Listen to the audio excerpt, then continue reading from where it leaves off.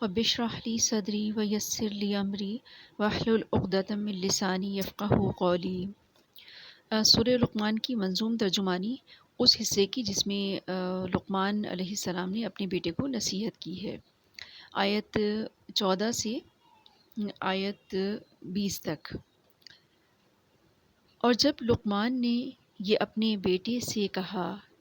جب کہ وہ اس کو بطور پند سمجھانے لگا، اے میرے بیٹے،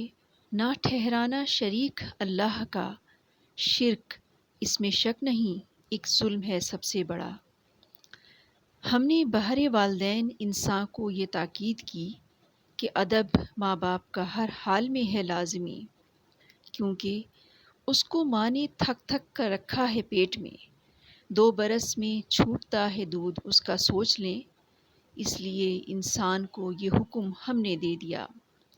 کر ہمارا شکر اور ماں باپ کا بھی شکر ادا، تجھ کو اے انسان ہماری ہی طرف ہے لوٹنا۔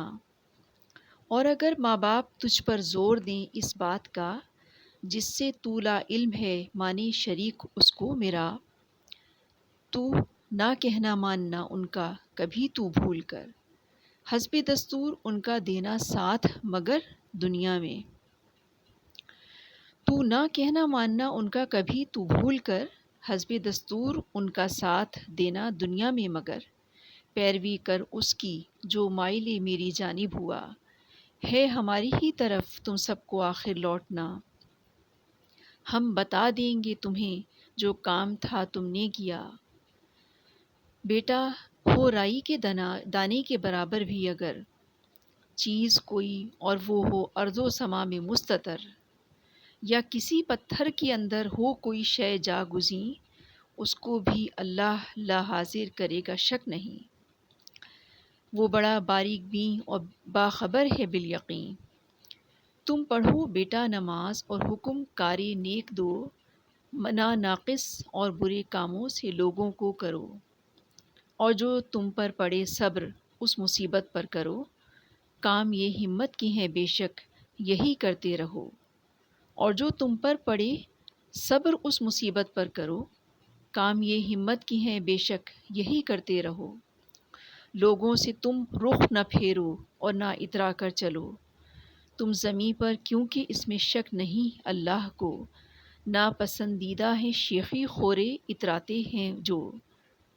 ناپسندیدہ ہیں شیخی خورے اتراتے ہیں جو، اور چلو تو چال میں اپنی رکھو میانہ روی، بولو آہستہ سے اس میں شک نہیں سب سے بری، ہے گدھے کی بدنما آواز بالکل بے تکی، ہے جو کچھ ارض و سما میں تم نے کیا دیکھا نہیں، کر دیا اللہ نے تابع تمہارا بالیقین، پوری اپنی نعمتیں کی تم پہ پنہاں و عیاں، لوگوں میں ایسے بھی ہیں جو لڑتے رہتے ہیں یہاں، باتوں پر اللہ کی گو سوجھ بوجھ ان میں نہیں، اور نہ ان کے پاس ہے روشن کتاب بہترین۔ سبحانک اللہم و بحمدک، نشہد ان لا الہ الا انت، نستغفرک و نتوب الیک۔